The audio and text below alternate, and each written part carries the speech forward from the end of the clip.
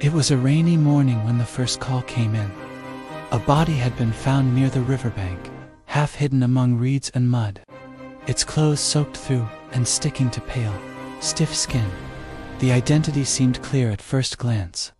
The wallet in the jacket matched the man reported missing a week earlier. A quick glance at his ID, and the case was supposed to be straightforward. But something about the scene felt off, though no one could explain why. The police followed protocol, notifying the family immediately. Their grief was sharp and sudden, yet tinged with unease. They examined the body at the morgue and noticed small discrepancies. A scar missing from his arm, a tattoo that did not match past records. Even the way the man's hair fell seemed unfamiliar. These were subtle, almost imperceptible differences, but enough to unsettle those who knew him best. The autopsy deepened the mystery. Medically, the body belonged to a man in his late 30s, roughly the right age. But the DNA, once tested, was not a match. The fingerprints were correct, but the genes told a different story. This was not the missing man. It was someone else entirely. Someone whose identity had been borrowed for a purpose no one could yet understand. Detectives retraced the missing man's last known movements. Surveillance footage showed him boarding a train 3 days prior, never to reach his destination. Witnesses remembered him at a cafe in a nearby town, purchasing a coffee with cash, wearing a hat pulled low. No one could say for sure if they had seen the man or someone else entirely. Questions multiplied. Why was the wrong body placed where it was? Who had done it? And for what reason? Investigators began exploring the possibility of foul play, but the evidence was frustratingly thin. There were no signs of a struggle, no footprints leading to or from the scene, and no forensic clues beyond the body itself.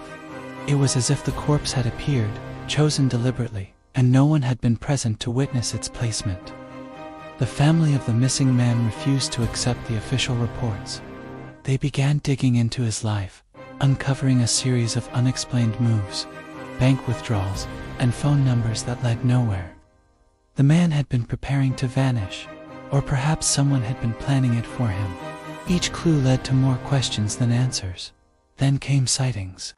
People in distant towns reported seeing a man resembling the missing person buying groceries, paying for gas, walking casually down streets where he was supposed to be dead.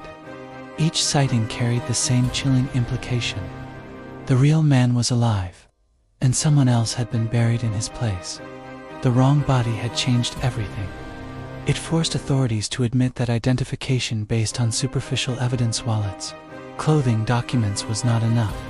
In this case, death could be manufactured. Identity could be stolen. And for the investigators, the truth became less important than control over perception. Months later, the corpse was cremated, leaving behind no physical proof that could ever be re-examined. The missing man remained officially dead, even as he continued to be seen alive in scattered reports. Investigators could only trace shadows of his existence, piecing together fragments that never fully aligned. The case was closed officially as an unidentified body with a coincidental match. But everyone who worked on it knew the truth. A body had been found, yes, but it had belonged to the wrong man, and the man who was supposed to be dead had walked away, leaving questions that would haunt the files, the officers, and anyone who dared to look too closely. Because sometimes, a death is only a story, and sometimes, a body is only a prop. Even after the body was cremated, the case refused to fade from memory. Investigators could not shake the sense that the wrong man had been sacrificed to cover a truth far more unsettling than they could grasp. Every time they returned to the files, new inconsistencies emerged: phone logs that didn't match, receipts in towns the man had never been to, and neighbors who swore they had seen him weeks after his death. The discrepancy gnawed at them, a puzzle that refused to be solved. Forensic experts revisited the DNA evidence in secret. Their results were the same, a partial match. Enough to confuse, enough to mislead, but ultimately wrong. The corpse had been chosen carefully, similar enough to convince superficial checks, but deliberately flawed. Whoever orchestrated this understood the system intimately, exploiting its reliance on appearances and procedure. It was a precision that bordered on the impossible. The family, meanwhile, lived in an unending limbo. Officially, their loved one was dead. Unofficially, he may have been alive. Every unexpected phone call, every stranger in a distant city, every glimpse of someone resembling him sparked hope and fear in equal measure. Grief had become a strange mix of mourning and suspicion, a state where the boundary between life and death blurred completely. Detectives began connecting this case to others. Across the country, similar incidents surfaced, bodies misidentified, disappearances with conveniently matched remains, death certificates issued too quickly. None had been linked officially. It appeared that a pattern was forming, one that no law enforcement agency had yet recognized.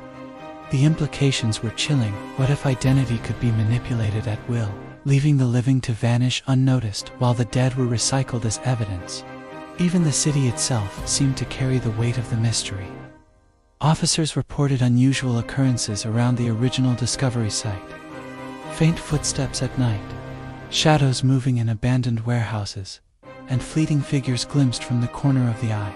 Some dismissed these as imagination, a side effect of obsession. Others, however, quietly admitted the feeling that something or someone was still watching, still moving, and still orchestrating events from the shadows. Private investigators eventually took interest, but they encountered the same dead ends. Records had been meticulously altered. Surveillance footage had gaps too precise to be accidental. Witness accounts were inconsistent, yet strangely uniform in the sense that all described a man alive after he was supposed to be dead. With each new layer of evidence or lack thereof, the story only grew more impossible. The more people probed, the clearer one fact became. This was not a simple case of mistaken identity. It was deliberate, a death staged, a body planted, and a man who had refused to be found, leaving behind only traces, whispers, and unanswered questions. Years later, the case file still sits in a restricted archive, thick with notes, photographs, and correspondence. Officers who once worked it hesitate to speak, even in private. For them, the memory of that corpse is more than a puzzle, it is a warning. It proves that death can be faked, that identity can be stolen, and that the truth may never fully emerge. Because in the end, the corpse was real, but the man it claimed to be had walked away. Invisible to the world, untouchable, and unaccounted for.